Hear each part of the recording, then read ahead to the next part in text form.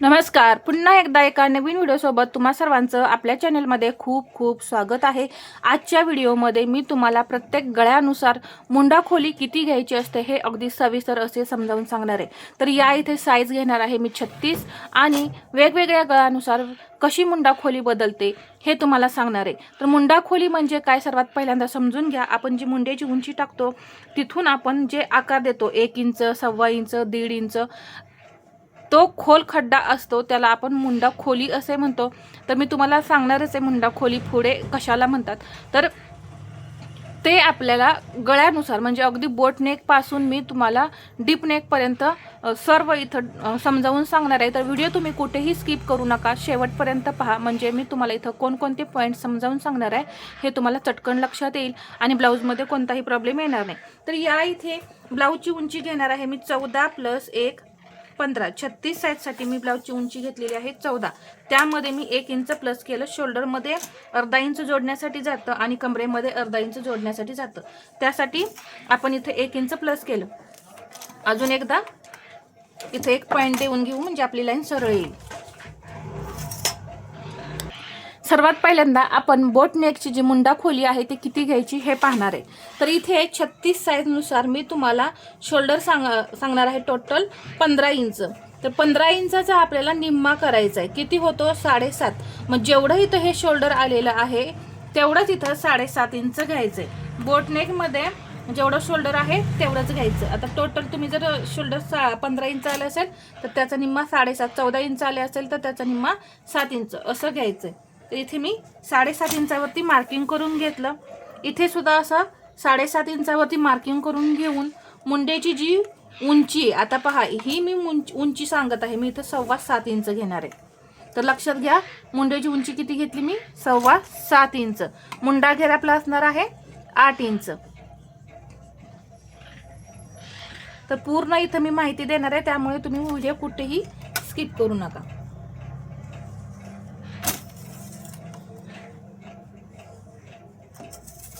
आता इथं 7.25 इंच इथं मुंड्याची उंची आहे, शोल्डर आहे 7.5.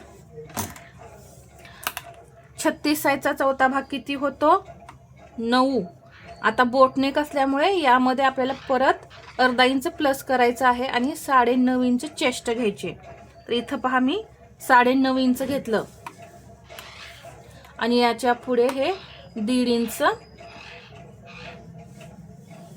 हे मार्जिन. कंबर 28 आहे त्याचा चौथा भाग 7, त्यामध्ये 1 इंच टक्ससाठी आणि हे 1.5 इंच मार्जिन.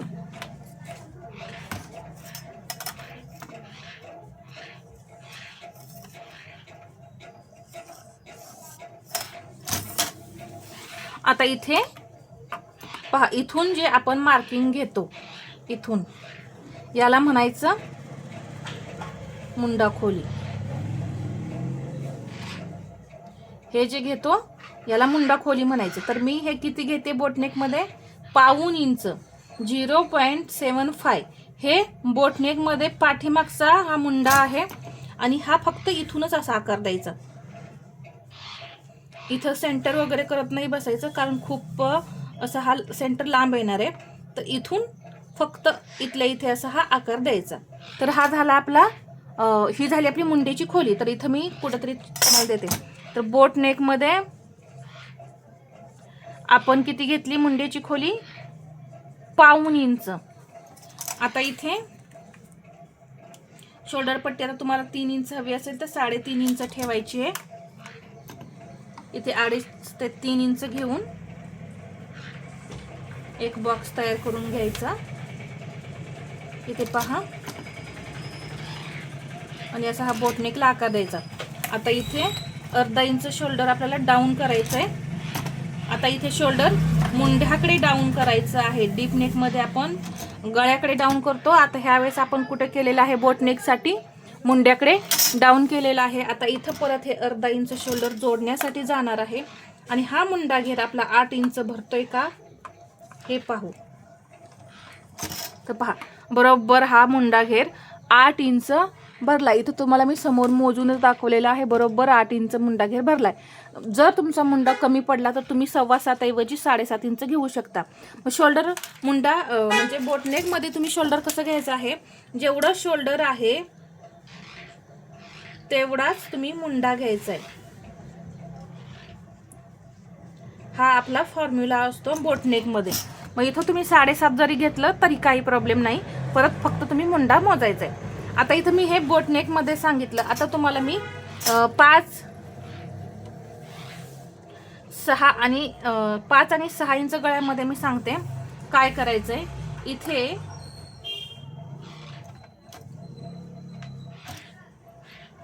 शोल्डर मी घेणार आहे 6 इंच. तर इथं मी 5 आणि 6 इंच गळ्यासाठी शोल्डर मी 6 इंच घेतलं आणि इथून हे मी 1.5 इंच मायनस केलं. तर पहा 6 इंच इथं शोल्डर घेतल्यानंतर अजून एकदा 6 इंचावरती आपण असंच मार्किंग करून घेऊया आणि मुंडा घ्यायचा 6.5.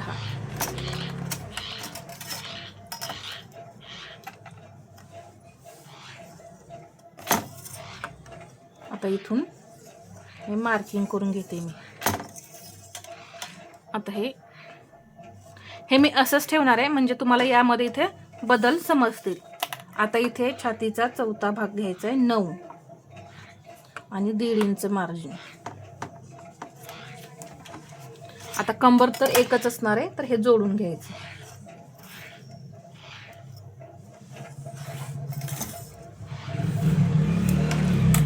इथून आता घ्यायचं आहे 1.5. किती घ्यायचं आहे हे आता 1.5. मग 5 ते 6 इंच गळ्यामध्ये मी मुंड्याची खोली 1.5 इंच घेतलेली आहे आणि पहा या पद्धतीने आकार देणार आहे. आणि जसा इथं डाऊन केलाय त्या पद्धतीनेच डाऊन करायचा. पहा या पद्धतीने मी 1.5 इंचावरती आकार देऊन मुंडा खोली, इथे ही मुंडा खोली मी 1.5 इंच घेतली. आता इथे शोल्डर अर्धा इंच इथं आपलं शोल्डर जोडण्यासाठी जाणार. आता मुंडा घेर आपला बरोबर 8 इंच भरतोय. पहा बरोबर 8 इंच आपला हा मुंडा घेर भरलाय. मग मी शोल्डर किती घेतलं 6 आणि मुंडा 6.5. किती गळ्यासाठी 5 आणि 6 आणि मुंडा खोली 1.5 इंच घेतली. तर इथं मी या पद्धतीनं सांगितलं. आता इथं तुम्हाला मी गळा सुद्धा ड्रॉ करून दाखवते. 5 आणि 6 इंच गळ्यासाठी आपली गळ्याची रुंदी जी आहे ती 2.5 इंच असणार आहे. आता इथं मी 6 इंच गळा 6.5 इंचावरती मार्किंग करून घेऊन इथून 2.5 इंच घेतलं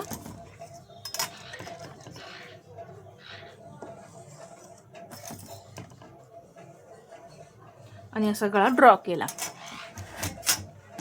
आता 7, 8, 9 आणि 10 इंच या गळ्यासाठी शोल्डर मी घेणार आहे फक्त 5.5 इंच.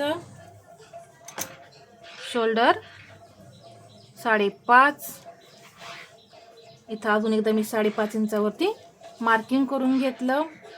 आता हे तुम्हाला जास्त कन्फ्युजन होऊ नये म्हणून मी हे रब करून घेते. पहा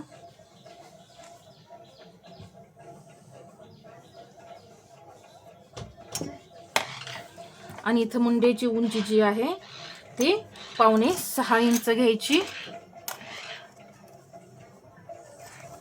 परत इथं चेस्टचं मार्किंग करून घ्यायचं.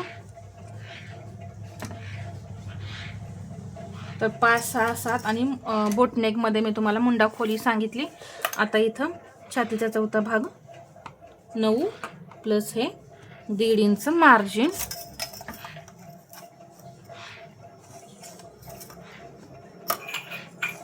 हे असं. आता इथे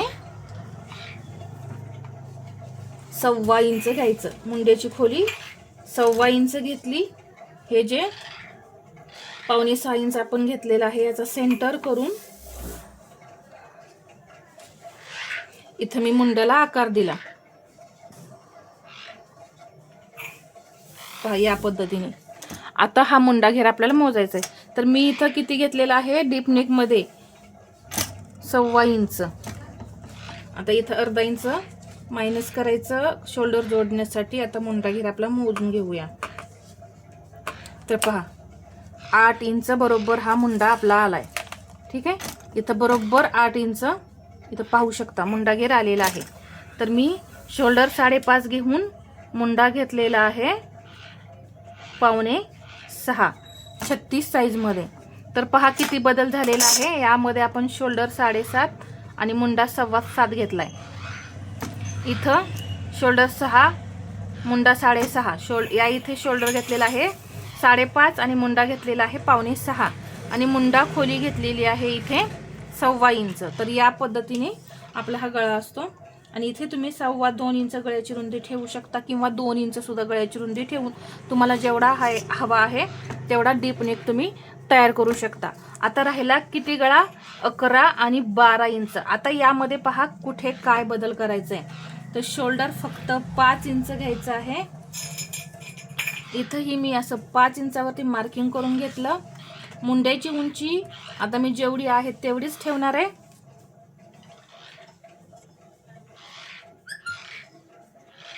आता इथे चेस्ट मध्ये बदल होणार आहे. 5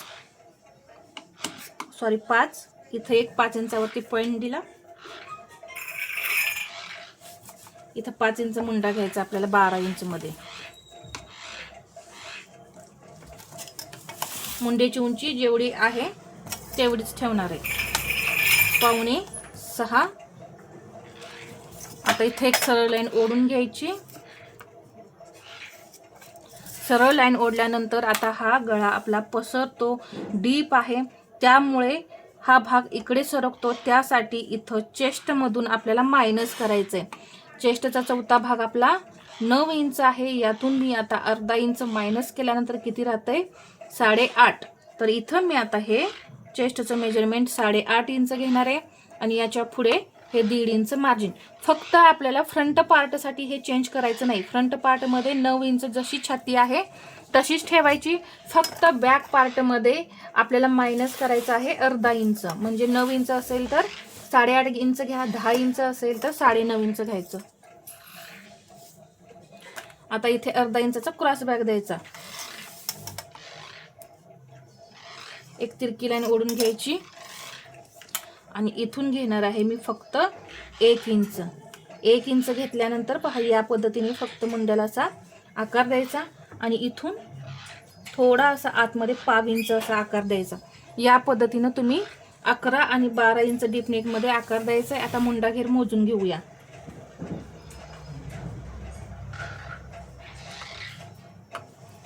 तर पहा बरोबर इथं 8 इंच मुंडा घेर आलेला आहे.